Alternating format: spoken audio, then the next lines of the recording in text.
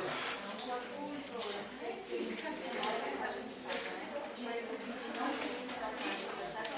Isolante, correto. Isolante não permite passagem de gás. Pois então. Pois é. Tá certo que é menos, nada é menos que tudo. Tudo bem? Beleza? Show. Pessoal, cara, mudou tudo. Tudo aquilo que eu te ensinei até agora, eu tentei te passar, não serve para nada mais nessa nova matéria, que é termologia. Para começar a brincadeira de termologia, mais uma vez eu tenho que te mostrar alguns conceitos básicos ou fundamentais. Tu tens que sair daqui sabendo o que é temperatura, o que é calor, o que é equilíbrio térmico, energia interna. Eu acho que tá bom.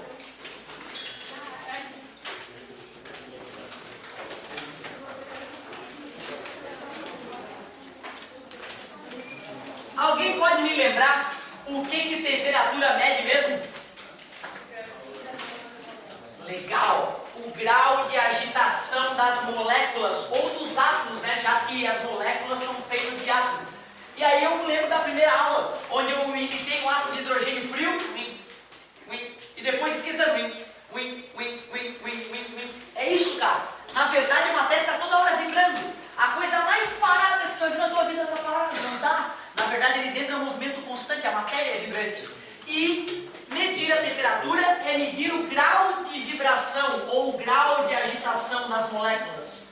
Mede o grau de agitação dos átomos. Já vou direto no cerne, dos átomos. O que é calor? Alguém lembra? Energia térmica em trânsito, em movimento, em trânsito. Pode ser, tá bonito?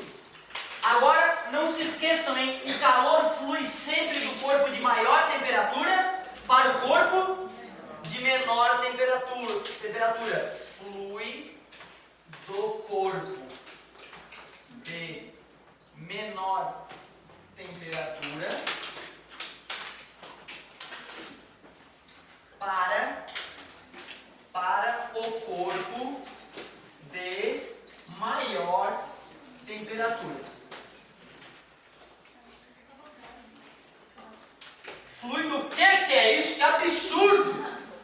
Ora, uma aluna acordada, hein?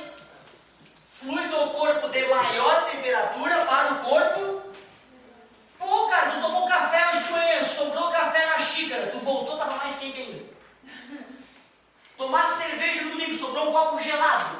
Aí tu acordou no outro dia, aquele gosto, ficava de guarda-chuva na boca e tava mais gelada a cerveja. É absurdo, né? É só tu levar para o dia a dia que às vezes dá para perceber o que está ocorrendo. Claro, eu estou perdendo energia térmica agora para o ambiente, afinal meu corpo está mais aquecido que o ambiente. O que tens que entender, na verdade, é que tem moléculas próximas umas das outras, umas vibrando mais, as outras vibrando menos. O que vai acontecer? Essas que estão vibrando mais vão começar a se chocar nas que estão vibrando menos, as que estão vibrando menos vão começar a vibrar um pouco mais, e aí essas que vibravam mais passam a vibrar no mesmo ritmo das que elas se chocaram. Então tu vê, na verdade a matéria está vibrando, e a parte que vibra mais contamina a parte que vibra menos, e o calor vai fluindo. Aliás, eu vou te mostrar futuramente as 3 maneiras pela qual o calor pode fluir. Eu vou te mostrar a condução, a convecção e a irradiação, ou radiação, se tu preferir. Beleza, então futuramente nós falaremos ainda mais de calor. Agora, eu posso dizer que um corpo que está aquecido possui calor? É um absurdo, porque eu acabei de falar que a energia térmica em trânsito, como é que ela vai estar parada no corpo? O calor está sempre fluindo. Quando tu fala, putz, que calor, fisicamente é um absurdo. Falar, putz, que calor, do ponto de vista físico, é um grande absurdo. Está dizendo que o calor está em ti. certo? Na verdade, fisicamente é ridículo falar. Imagina, tu chega para a pessoa, puxa, a taxa de transferência de calor da minha pele está aquém do que deveria. A pessoa vai te mandar merda. Você não dá, parece o calor, né? É isso que ele ia falar. Então, cuidado, no dia a dia da física a gente tem que ser técnico. Não precisa mudar a fala com a tua mãe, né? Ai, mãe, vamos medir a massa na farmácia. Ah, vai merda, guri, vamos pedir o peso, vamos pesar, beleza? Então tem que tomar cuidado isso. O dia a dia é uma coisa, né? A técnica na física é outra. O que é equilíbrio térmico, meus amigos? Equilíbrio térmico é atingir a mesma temperatura, né? É estar na mesma temperatura.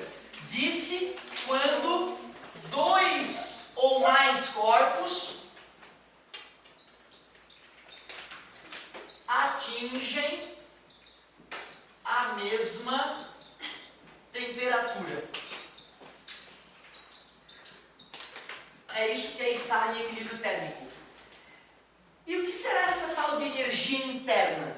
Quando a gente fala que um gás tem maior energia interna que outro. Então, tu imagina que eu tenho um vaso de pressão aqui, tem gás ali dentro, e outro aqui. Duas massas idênticas de gás. Duas massas idênticas. Eu tenho 1 kg de gás em cada um desses botijões aqui. Porém, um dos caras está numa temperatura de 30 graus Celsius, enquanto o outro está a 250 graus Celsius. Qual dos dois gases tem mais energia interna? Deixa eu ver.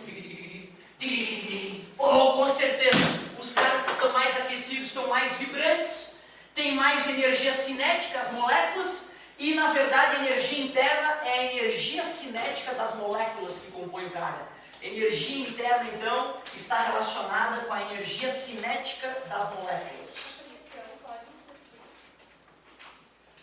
A pressão pode interferir. A pressão pode interferir. Agora, olha só, energia interna, depois dá para a gente deduzir, que é 3 meios de nRT, tá? É assim que calcula a energia interna de um gás. Mais uma vez, estou dando um passo, 1 ano-luz lá na frente, certo? Porém, nós sabemos do P vezes V igual a nRT, a famosa equação de Clapeyron. Então eu posso substituir o nRT por P vezes V. Então uma outra maneira de calcular a energia interna de um gás também pode ser relacionada à pressão. Se o volume for idêntico, sim.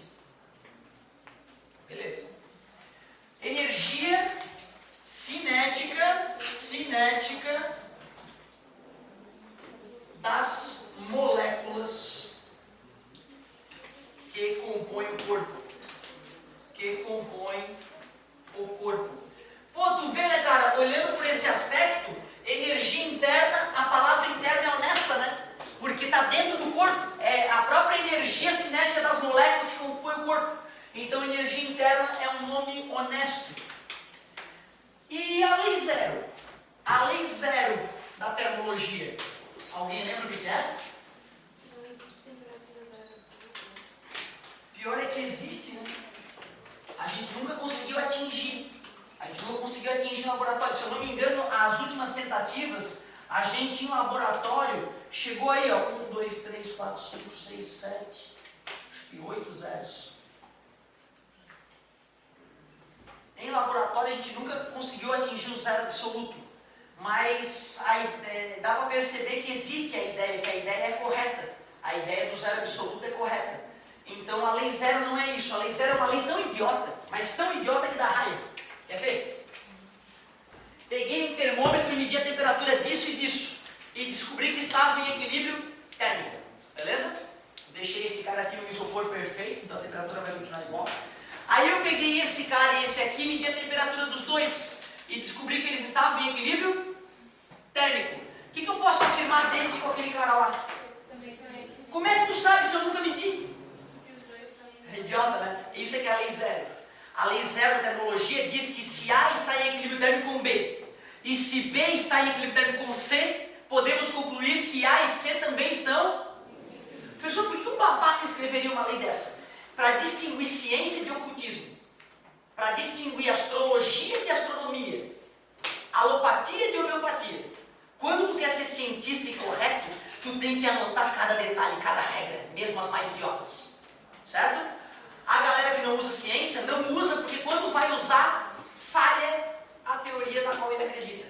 Então cuidado, hein? Lei zero, deixa eu anotar aqui. Lei zero da termologia. Se A está em equilíbrio térmico com B e B está em equilíbrio térmico com C, podemos concluir que A e C também estão em equilíbrio térmico.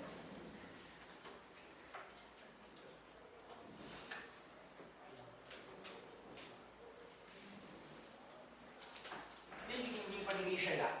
Show de bola. Então tá, cara, agora eu já estou feliz. Tu já sabe que temperatura média e grau de agitação das moléculas, sabe que calor está sempre fluindo do corpo mais quente para o corpo mais frio. Até comentamos as 3 maneiras do calor fluir. Energia interna nada mais é que a energia cinética das moléculas que compõem o corpo. Sabemos que estar em equilíbrio térmico é atingir a mesma temperatura. E ainda sabemos a lei zero da termodinâmica, que se A está em equilíbrio térmico com B e B em equilíbrio térmico com C, A e C também estão em equilíbrio térmico. Estou satisfeito, agora podemos avançar. Quais escalas de temperatura tu conhece? Tu sabe que a primeira delas que surgiu, aliás, a primeira escala de temperatura que surgiu não deve ter sido nenhuma delas. Muito provavelmente outras já foram criadas e desapareceram. E talvez nem documentadas tenham sido. Mas dessas mais famosas é do Fahrenheit. Sabe qual foi os pontos de referência que o Fahrenheit usou para criar a escala dele? Ele disse que o corpo humano valia 100 graus e pegou um balde na casa dele, pegou neve no quintal, estava nevando, botou água, uma pitada de sal, mexeu e disse 0. Ele pegou um balde com água, gelo e sal e disse que valia 0 aquela temperatura, e pegou o corpo dele e disse que valia 100 e criou a escala Fahrenheit, que hoje está espalhada por muitos países do mundo. E aí a galera ficou muito feliz com a ideia de Fahrenheit. Pô, o Fahrenheit virou uma maneira de medir temperatura, que legal e tal. E aí tem termômetro gradado na escala Fahrenheit, depois nós vamos entender como é que o termômetro funciona. O Celsius, quando foi olhar isso, ele teve uma sacada muito melhor que a do Fahrenheit. Ele pensou, eu vou pegar água derretendo, gelo derretendo ou água congelando, e vou chamar de 0. E vou pegar água no estado de ebulição, fervendo, claro, né, no nível do mar, e vou chamar de 100. Quando o Celsius fez isso, por que a escala dele se popularizou muito mais do que a do Fahrenheit? Porque a escala Celsius, tu pode testar ela na tua casa, né? Qualquer um pode botar água para congelar ou água para ferver, né? Agora faz a mistura de água, gelo e sal do Fahrenheit. E vai que o Fahrenheit, no dia que criou a escala dele, estava excitado e ficou com a temperatura um pouco maior que a temperatura normal do corpo humano. Aliás, o corpo de vocês tem toda a mesma temperatura? Não, senão o Bradesco não usaria a leitura da temperatura da mão para te permitir sacar dinheiro, certo? Beleza? Então tu vê, né, a ideia do Fahrenheit foi boa, mas não tão boa quanto a do Celsius. E aí, modernamente, não acabou não! Modernamente, nós sabemos que a escala Celsius e a escala Fahrenheit estão relacionadas da seguinte maneira. Deixa eu ver se já decorou. 100 graus Celsius, não pode colar, hein? E 0 graus Celsius, só que os dois são meia boca ainda. Ninja mesmo foi o Lord Kelvin. O Lord Kelvin já sabia que a temperatura tinha a ver com a agitação das moléculas. Aí ele pensou, peraí, então se diminui a temperatura, diminui a agitação. Aí diminui. Pô, se a temperatura média e a agitação, tem uma hora que a agitação tem que acabar. Então, peraí, então existe uma menor temperatura que existe. Existe um zero de verdade, um zero absoluto. Ele começou a fazer experimentos matemáticos complexos e conseguiu descobrir qual era a menor temperatura que existe. Ou pelo menos ele achava que tinha descoberto. Foi menos 273 graus Celsius. O Kelvin já sabia que a escala Celsius era muito melhor de raciocinar do que a Fahrenheit, devido aos pontos fixos mais fáceis de serem medidos em casa. E então ele queria que a escala dele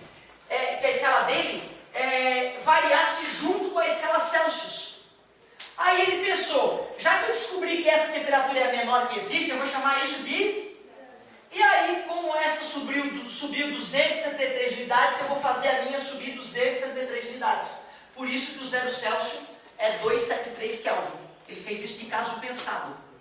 Então, quando sobe 100 unidades aqui, 373 Kelvin.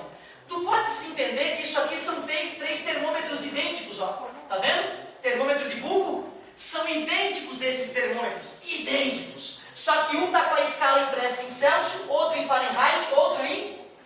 Se esses termômetros estiverem com a mesma temperatura, ou seja, em equilíbrio térmico, tu concorda que a coluna de mercúrio aqui vai atingir o mesmo lugar?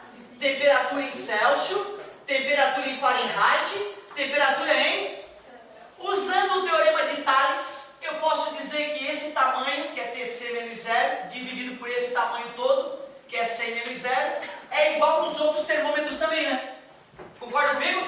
Como é que fica a conta nos outros termômetros? Quero ver. TF menos 32 sobre 212 menos 32. TK menos 273. 373 menos 2. Dividindo e simplificando, fica a fórmula que vocês vão ter no formulário para relacionar as escalas termométricas. Certo? Só para dizer que eu não cheguei até aqui. Já dá para arriscar uma questãozinha ou outra que envolve transformação de escala termométrica. Certo? Pelo menos isso. Agora, cuidado com as variações, hein? Quando varia 5 graus Celsius, varia quantos Kelvin? Não é grau. 5. Mas varia quantos Fahrenheit? Se precisar medir as variações, tu faz uma regra de 3, tá? 5 de variação em Celsius corresponde a 9 em Fahrenheit. Tanto corresponde a X, por isso escreve. Aí tu mata por regra de 3. Só use a fórmula para temperaturas pontuais, não para variações de temperatura. Aquele barulho que eu escutei era meu sinal mesmo? Que porca.